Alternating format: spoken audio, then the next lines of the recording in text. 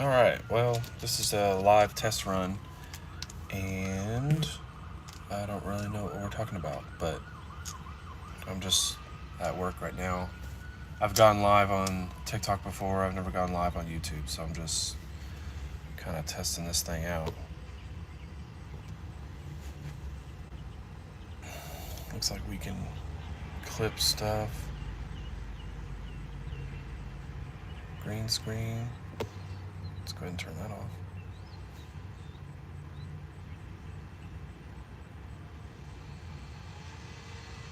Lighting.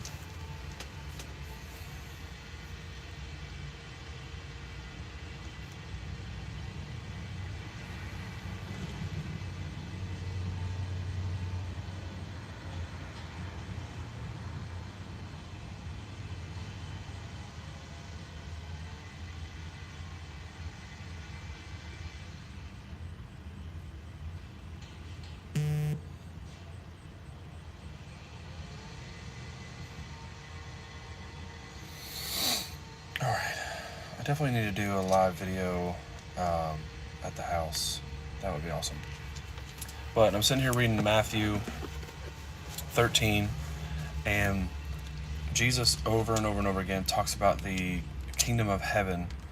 And I feel like if we want more of an understanding of God's kingdom, then we start with the words of Jesus. And I mean, he says his parables in chapter 13:44, the kingdom of heaven is like treasure buried in a field that a man found and reburied. Then in his joy, he goes and sells everything he has and buys that field. Again, the kingdom of heaven is like a merchant in search of fine pearls. When he found one priceless pearl, he went and sold everything he had and bought it.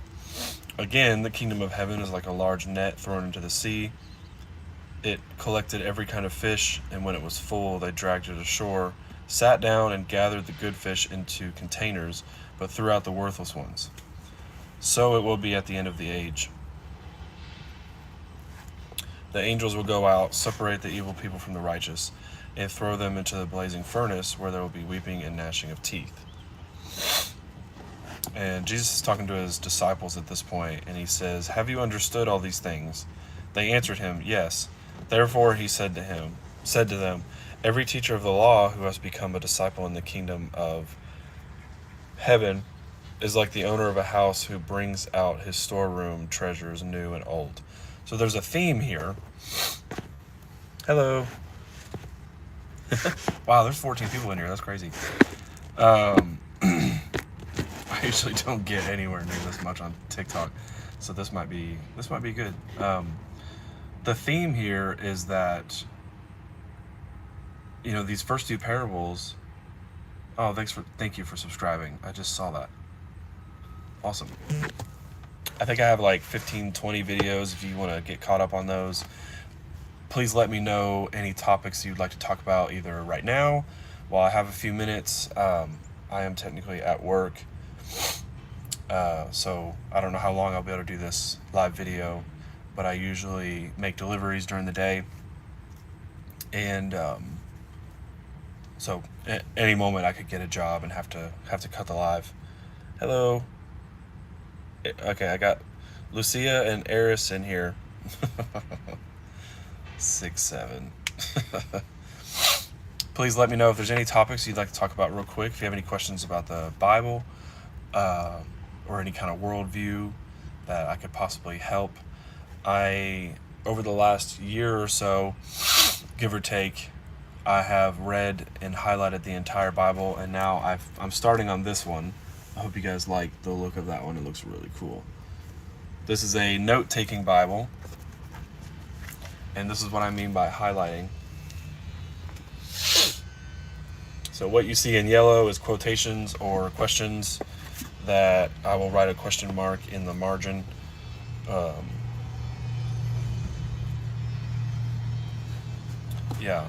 It took me a while to highlight that other one, but you'll realize that the more I highlighted, the more interesting the Bible became. As a teenager, I grew up in church and youth group and stuff, but I think what happened was I expected to get out of a devotional or just a short snippet of the Bible, and really what only the whole Bible can give you. You can't just take just a few verses at a time. The best way to read the Bible is to find out its context, okay? And there's a lot of context in the Old Testament that you'll find yourself appreciating Leviticus. You know, Leviticus is usually like the boring part of the Bible that is the law and nobody really likes. But it becomes interesting once you understand why Leviticus was written. Hello. How do I say hi? Do I just say hi? Oh, you said hi. Hello.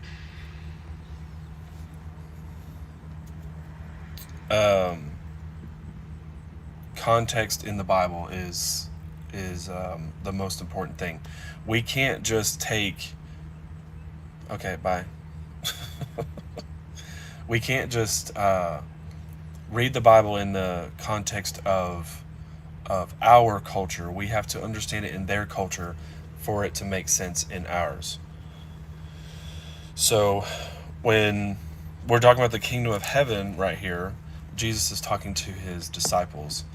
And the theme here is that they're willing to give up everything. By the way, this is the Bible I'm reading out of, if you're just now joining. It's a note-taking Bible with like stained glass exterior, or whatever you want to call it, stained glass cover. So I actually found that.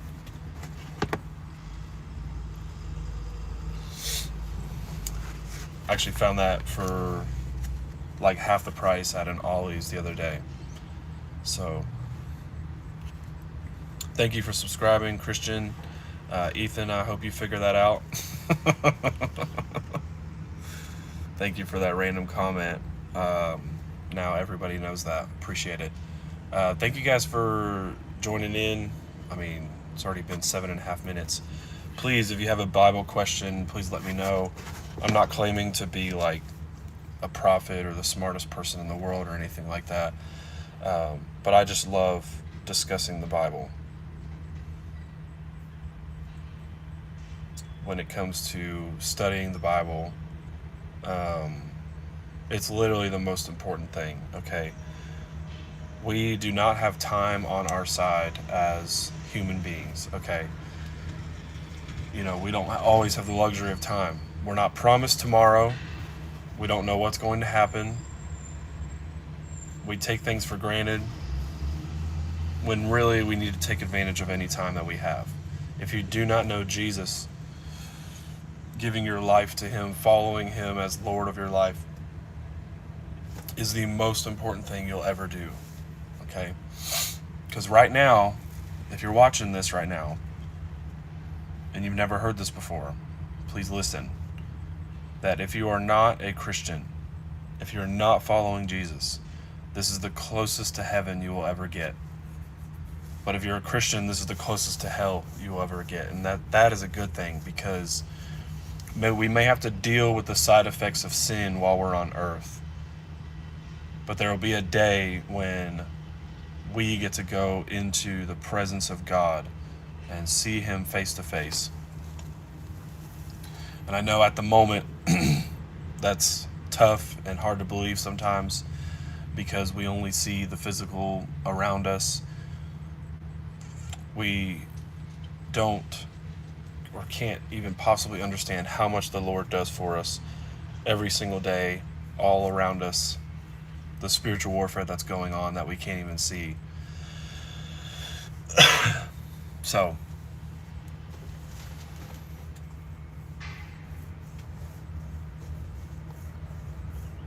we got 2 people in here. Who's still in here?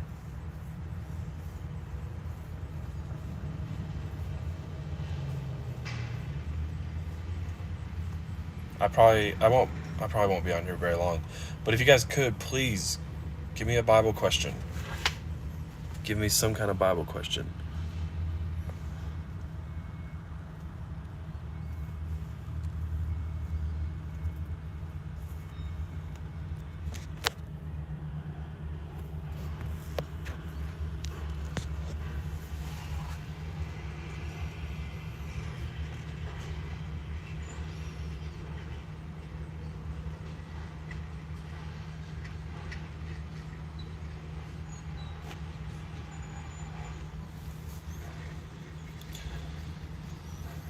if you guys could share this with someone that you think will benefit, or even if you think they won't.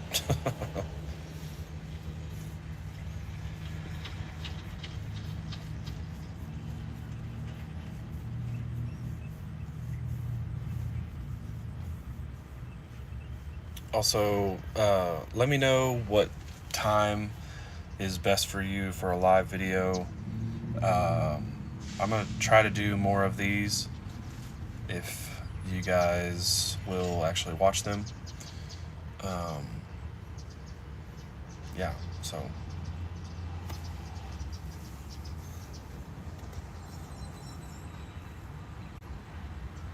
I'll just tell you, one of my favorite topics in the Bible is Genesis chapter 3 and the conversation between the serpent and the woman, because there's a lot of things we can learn from the serpent.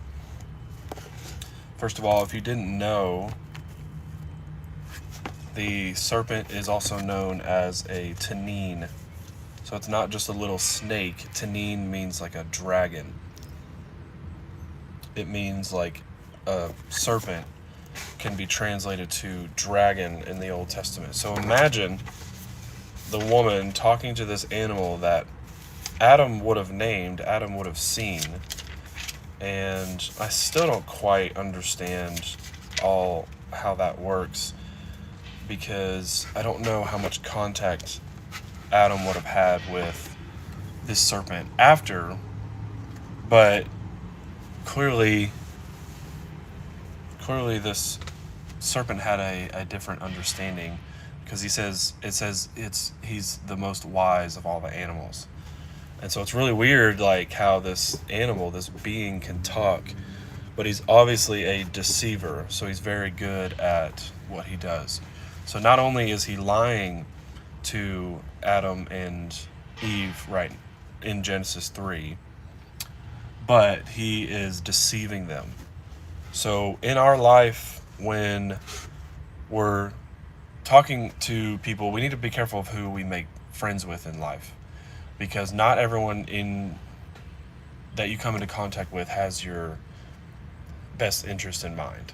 Some people straight up just want to use you, and they could try lying to you, deceiving you from the very beginning. And the reason that's hard is because you don't really know people's motives sometimes. Now, don't take this like, I'm not saying everyone is against you. I'm not saying everyone is horrible. I'm saying every now and then you need discernment. And a good way of defining what that means is looking for, or just being aware of red flags. You might be good at that already. So when you hear that word discernment, don't let it like intimidate you in thinking that it's hard to do. Discernment spiritually means that you're testing people's fruit. You're testing how they live and what their life is like. And so I do believe in Genesis 3 that, with Adam standing there, the serpent is talking to his wife, talking to his helper, his woman. I mean, talking to the person that was made for Adam. And a lot of people don't know this, but Adam would have been standing either right next to her or very close by when the serpent was talking to her, and he could have spoke up. Now, one thing that's very deceptive is that the serpent intentionally talks to the woman and never acknowledges Adam, never even acknowledges him. So in Genesis 3, it says, "The serpent was the most cunning of all the wild animals that the Lord God had made. He said to the woman, 'Did God really say you can't eat from any tree in the garden?'" Now, the reason this very first question is deceptive is because the serpent knows which tree they shouldn't eat from. But here he is saying, did God really say you can't eat from any tree? Here's the part where you need discernment. Because instead of asking you the question he really wants to know, Actually, he doesn't even really want to know. He's not interested in talking to you. He's not. You're not going to tell him something he doesn't know. Not saying that the serpent is all knowing, because he's not. He doesn't know what God's plan is. He doesn't know ultimately what's going to happen. He thought the cross of Jesus was his defeat, so he didn't know that he was going to come back. He's definitely hoping that he wouldn't, even though he said he was going to. He didn't think he was going to. So he says any tree. So now in your mind, you're like, no, that's not what he said. But instead of thinking, I shouldn't even respond to this person, I shouldn't even respond to this deceit. So he doesn't come in directly starting to ask the question he really wants to know. He doesn't attack you directly in your life as a Christian and make it obvious of what he really wants. What he really wants is for you to be separated from God. But he doesn't start with that. He doesn't start with, oh, you shouldn't believe in God. He asks a question and makes you think it's your idea. And then he makes you answer that question. And so it's a series of questions that begin breaking down your walls. This is how a relationship of red flags, I'll say, happens. Verbally, physically, negative things happen in relationships. If someone is manipulative and controlling, I'll just say that. That's exactly what the serpent is doing right here. And so he asks that first question, did God really say you can't eat from any tree in the garden? The woman said to the serpent. Now here's the woman's first mistake.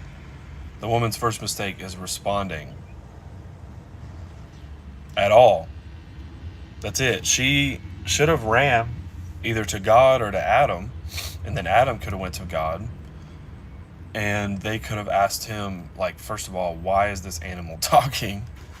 Second of all, he's asking about the trees, and so instead of keeping their discernment and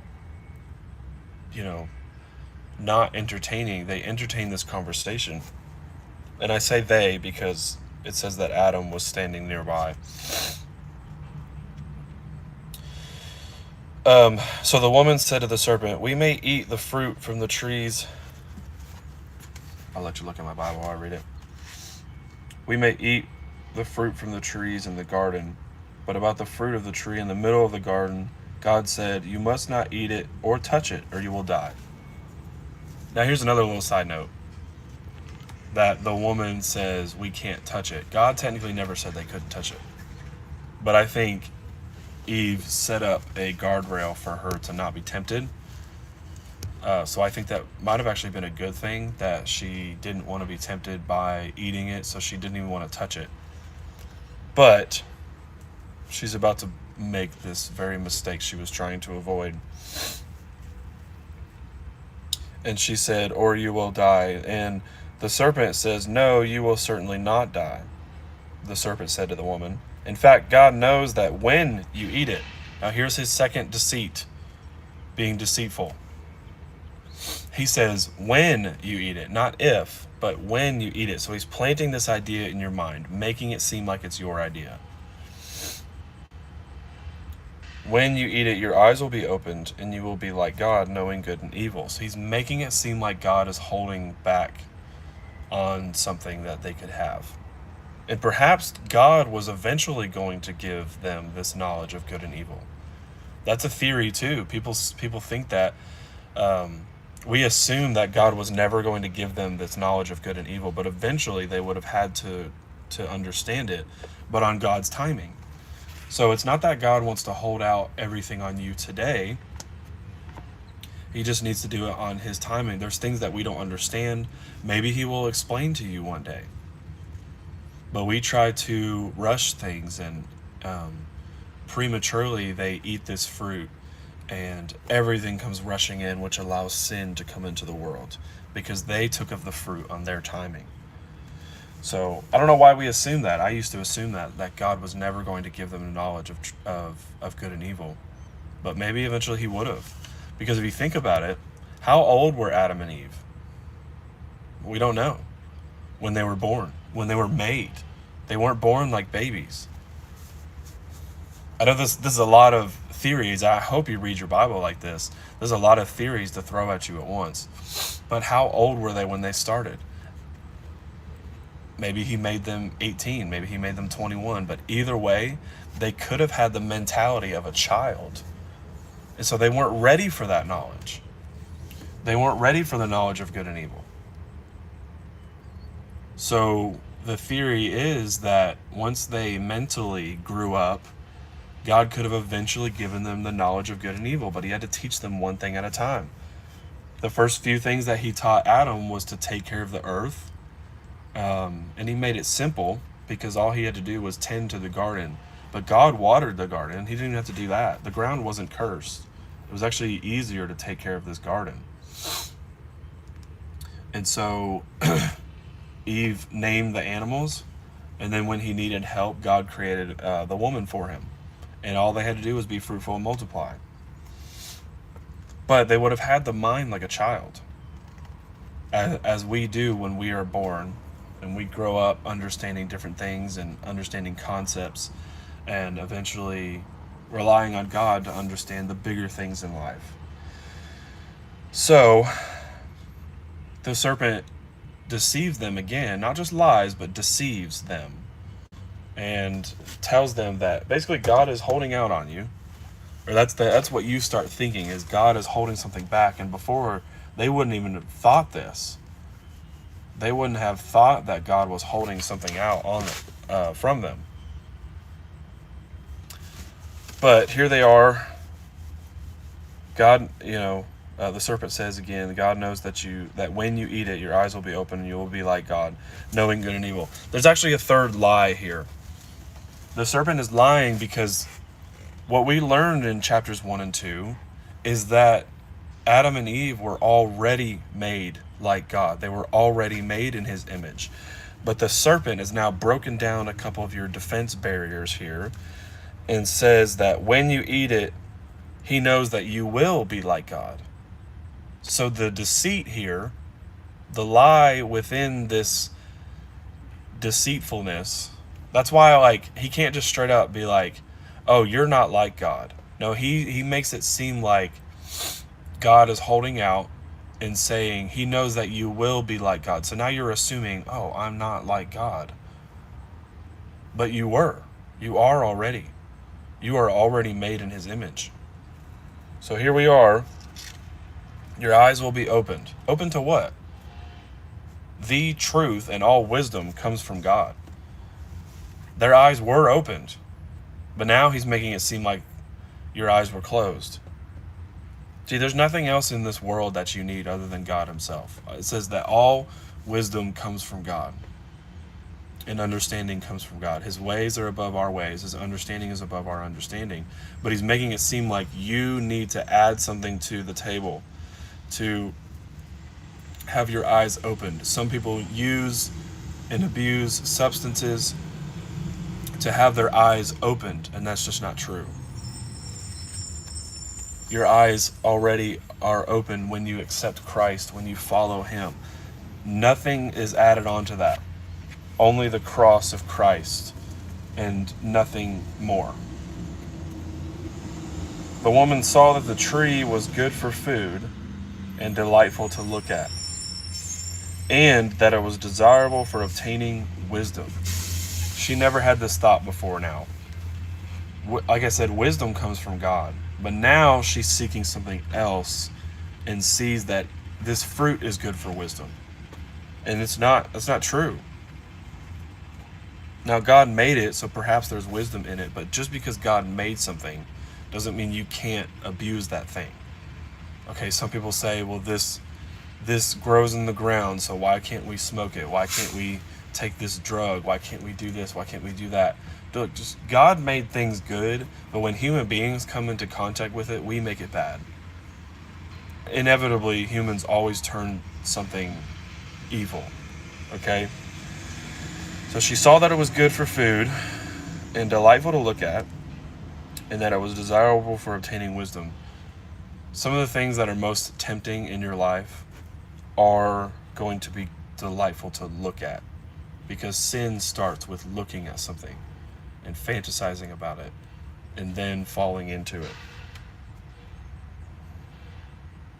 So she took some of its fruit and ate it. She also gave some to her husband, who was with her. See how it says that? He was with her the whole time. And he ate it. Then the eyes of both of them were opened, and they knew that they were uncovered. I don't know what I'm allowed to say here on YouTube. So they sewed fig leaves together and made coverings for themselves. They made clothes for themselves. And then, the next few verses, Adam tries to blame Eve, and then Eve blames the serpent, and then God curses the serpent, curses the ground, and all these things. So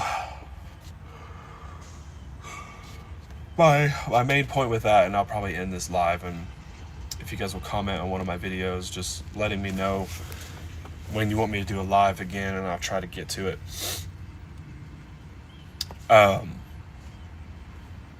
Don't entertain demons. Don't entertain any form of evil that we could possibly entertain, because it'll cause you to doubt God and open doors that were never meant to be open, and you're trying to force something in your life that you're not ready for. Even something that's a blessing can be a curse if it's not in God's timing, right? Gold was used to make the temple of God in the Bible, but there's other times where gold should not be acquired.